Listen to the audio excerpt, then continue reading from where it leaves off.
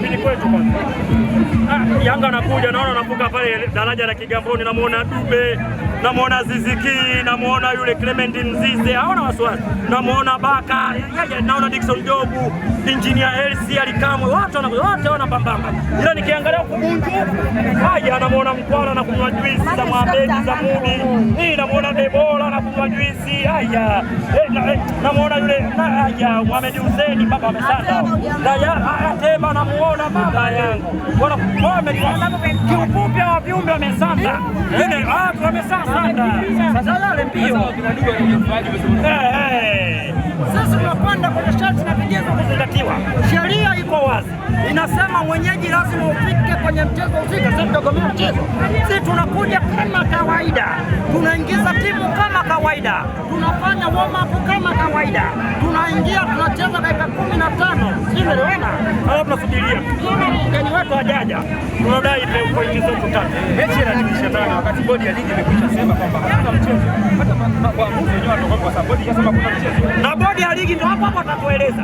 Sheria walishazitunga wao wenyewe, na kama wamezibomoa watatueleza wamezivunja lini.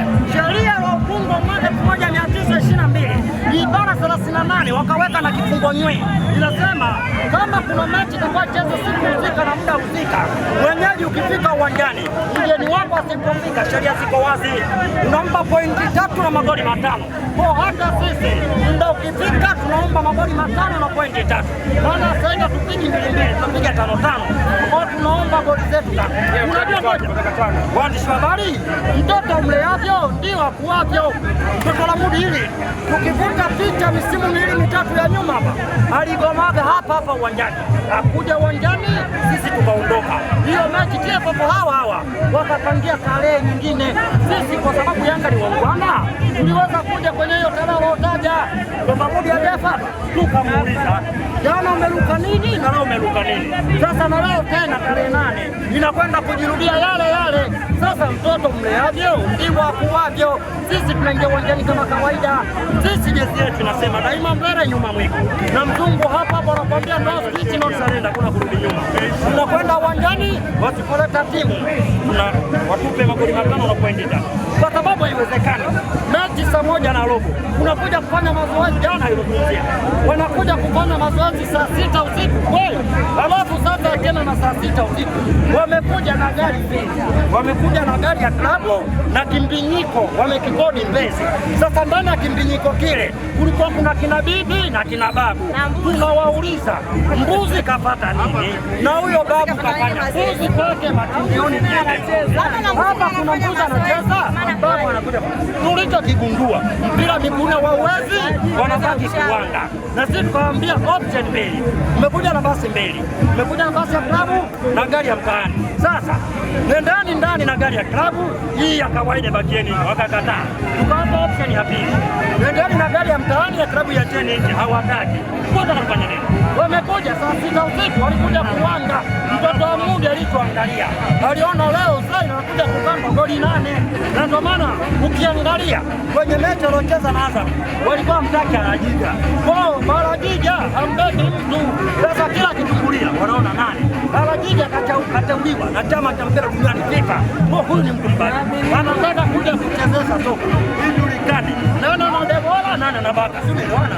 Sasa mtoto wa Mudi na timu ndogo, mimi kambi yangu na wanajeshi bado leta wanajeshi wao shindane kwenye kambi, unaleta Debola, unashona kijeti kinaandikwa sasa umetambua bado parapanda bado kushindana na sisi na parapanda kwa India leo parapanda Italia parapanda Mudi kasanda. Sasa kuna mkeni pembeni hapa, hebu jitambulishe kwanza, wananchi wote wakusikia sawa. Mimi shemeji yenu. Shemeji mzee anasema kwamba amekimbia. Alikuwa amekimbia naye. Kwa kuchakiliza amegundua kwamba leo sio wanawake duniani. Wao wameogopa ile aibu kwamba wangekuja tungewakanda. Wanawake wao sasa ndio wangetuza ile siku wanawake duniani. Kwamba wao wangekuwa wanawake kina Eva, sisi kina Adam, na maana wameoa. Wao sio wanawake duniani, kwa wamekimbia wanawake, wanaume tu. Tunawasubiria.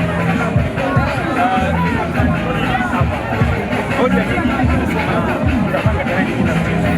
Iko tayari kwa tarehe nyingine, lakini pia kuna uwezekano pia wamesema waendelea kucheza kwenda kwa kwenda kabisa. Uko tayari kwa majibu yetu mawili?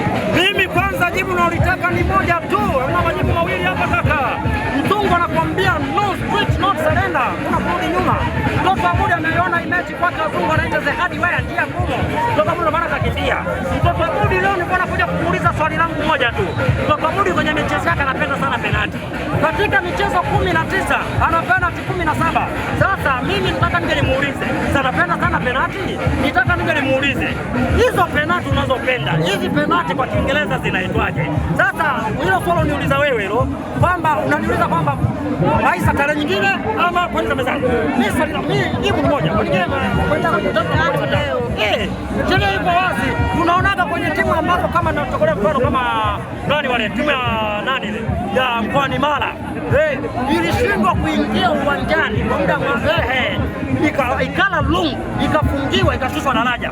Sasa ile toto la Mudi kwa nini kila siku analibeba na lenyewe liende likagombea ligi ya kama akina Mbeya City kule wanachua washuke wale lungu washuke kwa kama kule aenda kuona kama mtoto ile kaka hii imeenda kaka wakitaja tarehe nyingine si hatuji na mbona hatuji moja nawauliza jamani, bodi ya ligi kitaja tarehe nyingine tunakuja hatuji jamani, wakitaja tarehe nyingine bodi ya ligi tunakuja hatuji. Nasikia mashabiki wa Yanga ambacho wameamua hapa. Mmoja alisema ameifuta rasmi dabi ya Kariakoo, hakuna dabi ya Kariakoo tena. Na mwingine hapa anasema kwamba hata kama itatoa tarehe nyingine ya dabi hawapo tayari kuleta timu, kumaanisha kwamba wao wanaamini kwamba leo ndio siku ya dabi, kama ambavyo tangazo ama taarifa ya Yanga inaeleza kwamba wanaitambua siku ya leo kama ndio siku pekee ya dabi ya Kariakoo, hawatashiriki siku nyingine. Mashabiki nao wameishi huko, unaweza kusema hivyo, nao wanasema hivyo. Tunaisubiri basi na Yanga hapa, tunaambiwa muda mchache ujao inafika hapa ili tukuoneshe wakina nani wamekuja. Ya kikosi kamili kimekuja ama wametuchaletania kule, tunafahamu hapa.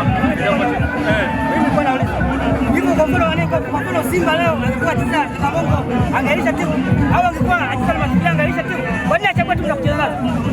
Kwamba Simba amechagua timu kama leo nani alikuwa acheza na Mongo au timu yote angelisha mechi. Wewe ni woga, woga utakujiamini, ogopa. Wanasema kwamba kwa mechi kwa sababu mechi ya kuamua ubingwa kwa sababu ya haya yametokea, sababu anajua yeye, wewe unajua sababu anajua kwamba uwezo na nani uwezo wao nao na Yanga tofauti, kwa matokeo hatapata.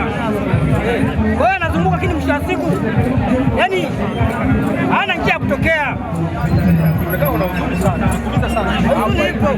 Nipo sababu watu basi yani wametoka mbali, watu wametoka Mwanza hapo, wengine wametoka yani hii hasara ni kubwa. Pole sana, haina shida, pole sana. Pengine wewe uko tayari kwa tarehe nyingine? Mimi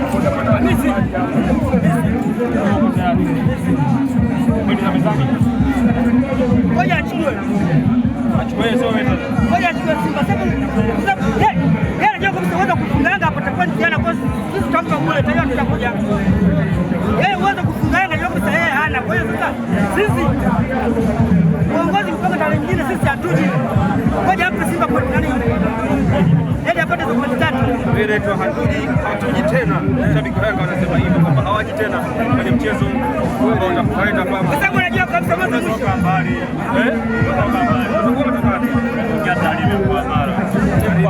umepata dabi lakini sio bahati kwamba dabi hakuna imeutambaa, wanasema hivyo wamefeli sana. Nasema maneno jana kwenye mazoezi kwa sababu ya dabi kuahirishwa, taratibu tunasema kwamba siku moja kabla ya mchezo timu ipate nafasi ya kuona uwanja ambao wanachezea, hata kushangaza katika kupata nafasi hiyo. Historia na hadi sio kama sina kama amesema kama kuja kufanya mazoezi, hali hamna shida yoyote kwa nishata. Amefanya tu watu wamesonga mbali, ni hasara kwa taifa, ni hasara. pole sana kwa kutokea. Na wewe pia umetokea Mara bila shaka. Nimetokea. Sasa tumekuja kushuhudia dabi ya Kariakoo ambayo haipo ndani kwa siku ya leo kwa mujibu wa bodi ya ligi. Kwa ujumla kwangu nimeumia sana kwa sababu nimetoka Bunda kwa Mara mpaka hapo. Nimetumia gharama kubwa sana. Unaona? Tumetumia gharama kubwa na tunatumia muda kwa ajili ya kuja kuangalia dabi timu zetu za Tanzania. Lakini ukiangalia sababu ya kuahirisha ni kama haieleweki. Naweza nikasema kwamba nirushe lawama zangu kwa viongozi. Unaona? Sababu kama ni swala linalohitajika mazungumzo, dabi ingeisha wakafungua wanayefungua kesi. Unaona? Lakini sisi wametuumiza. Tumetoka mbali, tumeshalipa tiketi, tumelipa yani kwenye gari kila kitu hapa. Yaani kadi tumeshalipia kila kitu. Unaona? Bora shilingi 10,000. Bado gharama kutoka Bunda mpaka hapa 80,000, 90,000 hiyo bado nalala guest 10,000. Unaona? Bado sijara. Ni gharama kubwa sana. Alafu unafika unaambiwa kwamba wameahirisha. Sababu za kuahirisha kisa hivi ulishaona wapi hata tunacheza klabu bingwa, tunacheza shirikisho. Timu inaenda kupiga mazoezi na basi mbili. Sijawahi kutokea. Unaona? Unaenda na basi mbili kupiga mazoezi. Sisi nadhani kuna front tuliwahi kuzuiliwa, tulipiga mazoezi huo uwanja huu. Tulipiga mazoezi tukamaliza tukaingia uwanjani. Unaona? Simba kama ilizuiliwa hapa ingepiga mazoezi hapa basi. Baada ya hilo, baada ya kumaliza mechi ya leo ingefungua kesi kwamba tulifika pale tukazuiliwa. Unaona? Lakini tuumiza sisi mashabiki tunatoka mikoani. Hata wa hapa mtu amekata tiketi na ameharibu muda wake kuja hapa. Kuna mama ntilie watu wameshapika futari zao hapo kwa ajili ya watu. Unaona?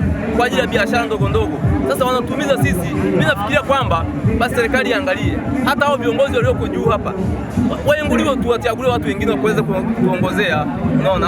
Kwa hiyo wanatuumiza sana. Kipindi kile na penyewe wakafikizwa sababu ambazo hazieleweki. Mara saa 11, mara saa ngapi, mara mechi kaahirishwa. Watu kaharibu gharama ili mara ya pili mimi nakuja tuahirishwe hivi hivyo. Unaona? Kwa hiyo tunaumia sana mwandishi. Wakati unafikiria kuhusu kutazama mchezo kwenye TV, fikiria shabiki ambaye amevuka mikoa zaidi ya 6 ama 7 kuja Dar es Salaam kuja kuishuhudia dabi ya Kariakoo. Hicho ambacho kinakuta ndugu yetu hapa kwamba ametoka Mara, ametumia gharama kubwa kuja kushuhudia mchezo huo ambao haupo umeota mbao na haifahamiki utachezwa nini. Anasema ingekuwa ni kesho basi angesubiri, lakini tarehe yenyewe bado haijafahamika. Nini ambacho kinafuata sasa kwa hivyo unafanya tena nini ambacho kinafuata? Ninachofuata ni kupanga ratiba ya kurudi majumbani kwetu. Hakuna namna. Sababu tutakaa na hatujulikani kwamba tutacheza lini. Na hata kama wakipanga sijui leo tarehe 8, wakapanga tarehe 10, 11, sisi nguvu zimetuishia kwa sababu unapotoka kule unakuja na bajeti yako. Kwamba tutafika tarehe 7, tutalala tarehe 8 mechi, tunalala tarehe 9 tunaondoka. Kwa hiyo bajeti yetu ni kama imeisha. Tutarudi. Pole sana mashabiki wote wa soka, lakini pia pole kwako kwa safari, lakini imekuwa niko siku. Pole sana. Nashukuru sana, ila nimeumia sana. Pole sana. Ni shabiki huyo akieleza usikitiko wake na kile ambacho kimetokea. Tunaendelea kuzungumza na mashabiki hapa, lakini kwa sasa hebu kwanza tusubiri na Africans wafike hapa. Tumeambiwa muda mchache ujao wanaingia katika uwanja huu wa Benjamin Mkapa. Sitakwambia wamekuja kweli ama vipi? Subiri hapa.